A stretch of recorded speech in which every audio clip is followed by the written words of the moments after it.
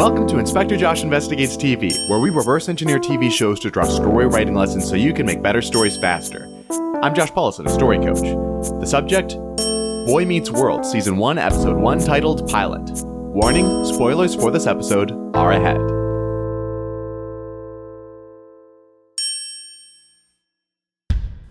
I need to say something first. I'll be making this podcast monthly instead of weekly now. I checked my to-do list recently and my project list, and I counted up 26 plus items, and that's absolutely ridiculous. I've been way overworking myself, and IGI TV takes a lot of time since I have to watch TV shows, pick an episode, extract a lesson, and also record and post the episode. You've noticed how these episodes have been getting more and more towards the end of the week, and it's getting ridiculous. I can't guarantee that the monthly episodes will be meatier, but I can say that I will be alive to keep recording them, and that's always a good thing. If you want to see or hear about the other projects I'm busy with, you can check out my Twitter, and if you really want IGI TV to go weekly, then consider emailing me or donating, because if you help me eat, that'll help me put more into the podcast. So now, on to today's lesson. Today we're looking at monologuing requirements. Monologuing is pretty popular in entertainment, even though we rarely speak that way. We have several pieces that need to come together for us to actually and honestly monologue. Number 1, we need the floor. Number 2, we need the motive. And number 3, we need the words. If we don't have the floor, others will interrupt us or talk back and forth with us, switching it from a monologue into a dialogue. If we don't have the motive, we won't keep talking. And if we don't have the words, we won't know what to say.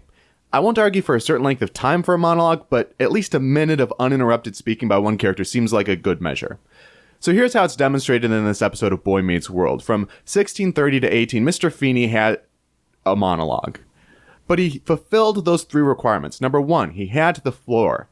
His authority and presence gave him the ability to keep going. He took control of the situation, even asking before he got into his heavy monologue, "Do I have your attention?" Yes, sir. And he also took hold of the floor by being pretty heavy with his words immediately before, asking some questions, and kind of exercising his authority. Number 2, Mr. Feeney had the motive to continue. He was processing and making his point, and really he was mostly venting to Corey.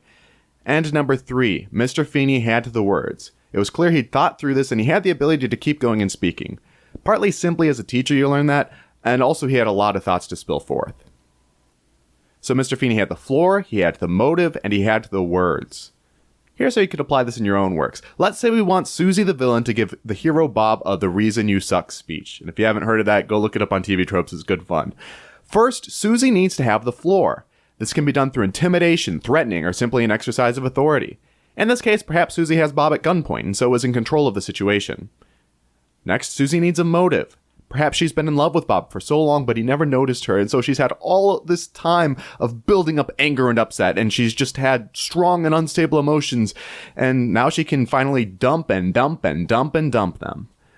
In order for the motive to sustain so that it becomes a monologue and it's not just one line of dialogue or a few lines, the emotions must not be easily satiated. She can't just say, "I hate you," or "you suck," and then feel better. This has to be something pretty heavy, or something that is difficult to explain, something so that she can't just say a few words and resolve her feelings, or feel like she said enough. And that leads us to finally, Susie must have the words. If she doesn't know how to express how she's feeling, what she's thinking, what's on her mind, she won't have anything to say.